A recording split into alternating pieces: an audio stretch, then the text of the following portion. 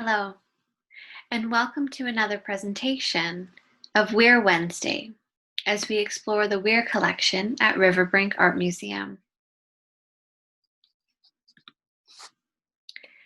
As we saw with our discussions from some of our previous videos, the Samuel E. Weir collection at RiverBrink Art Museum includes many works by non-Canadian artists, so today we shift our attention to a Canadian-born landscape, still life, and figure painter, Florence Carlyle, and her work titled Summer Landscape, a charming and colorful work, part of the Weir collection.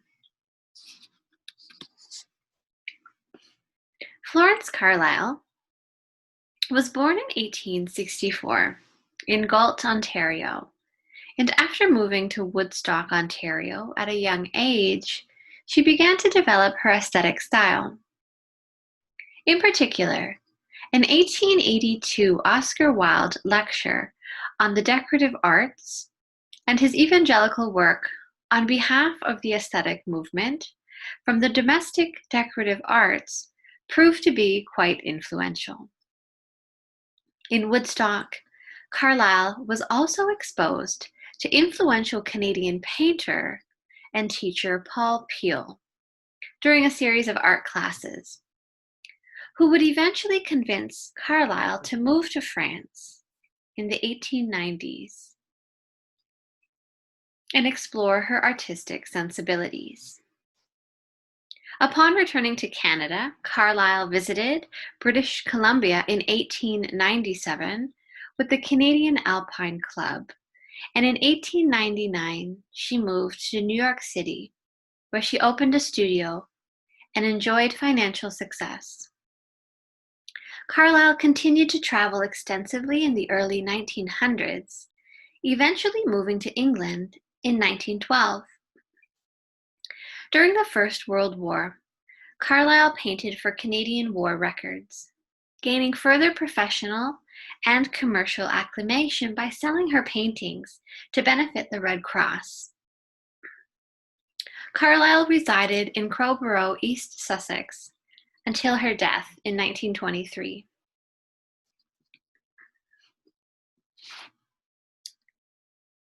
Carlyle was noted for her figure studies and her landscapes, and it is widely regarded that her time in France shaped her artistic and professional skill sets.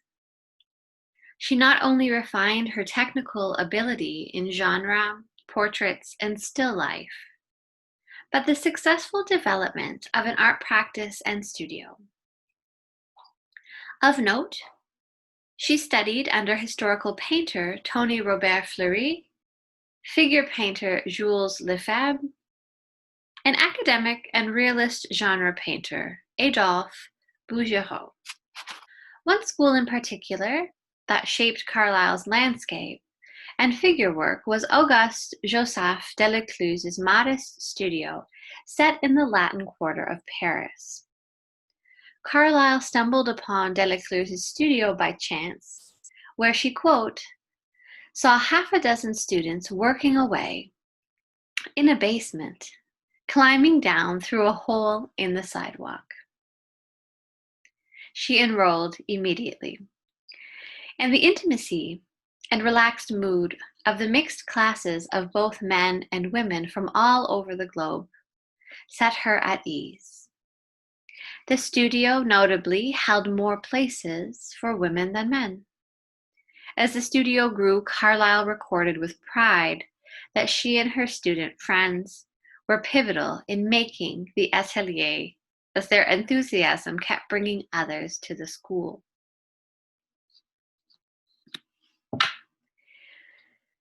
It would be there in Delacluze's studio that she was exposed to works by fellow Canadian artists like Peel, who had encouraged her to travel, William E. Atkinson, and Albert Curtis Williamson, whose work titled Landscape is shown here.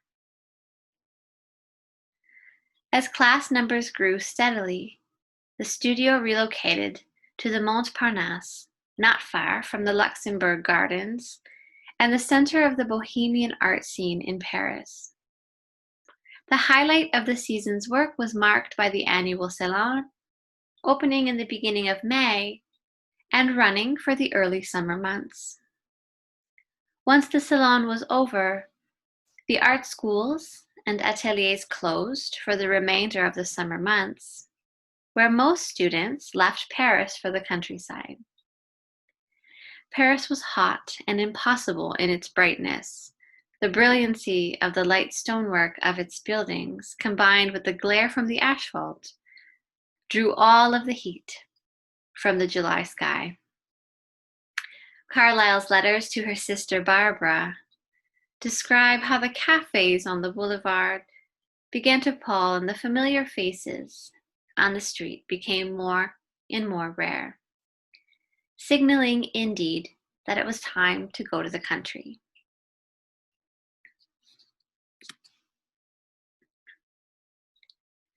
Two places would captivate Carlyle, Barbizon and Brittany. 40 miles southeast of Paris, the town of Barbizon is located on the outskirts of the forests of Fontainebleau and was a popular destination for artists with a taste for rural imagery and peasant themes. Theodore Rousseau, who strongly advocated painting directly from nature en plein air, captures one scene from the Fontainebleau forest titled The Edge of the Wood at Montgirard from 1852 to 54. Brittany, France was also a magnet for artists with its picturesque and unspoiled pastoral scenes of life.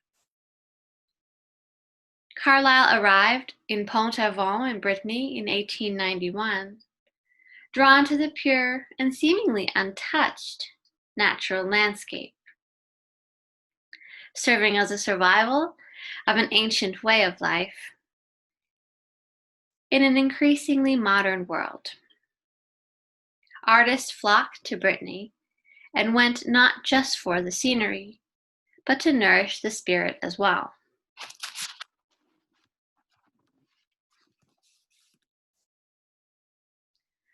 Returning to her Académie de la Cluse later in the year with her sketches and quick oil studies stored in her portfolio to be worked up later in the studio, Carlyle took up her position before the easel with a newfound sense of competence and experience.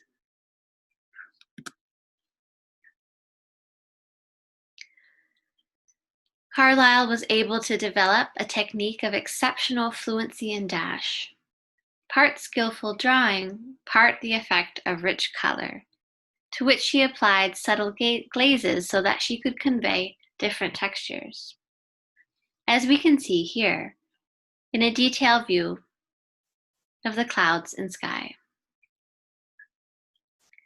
Another one of Carlyle's strengths emerges in her depictions in other works of light and shadow, flesh and fabric, and even glassware, which she achieves as a result of a virtuoso handling of pigment to convey staccato effects of light and shade.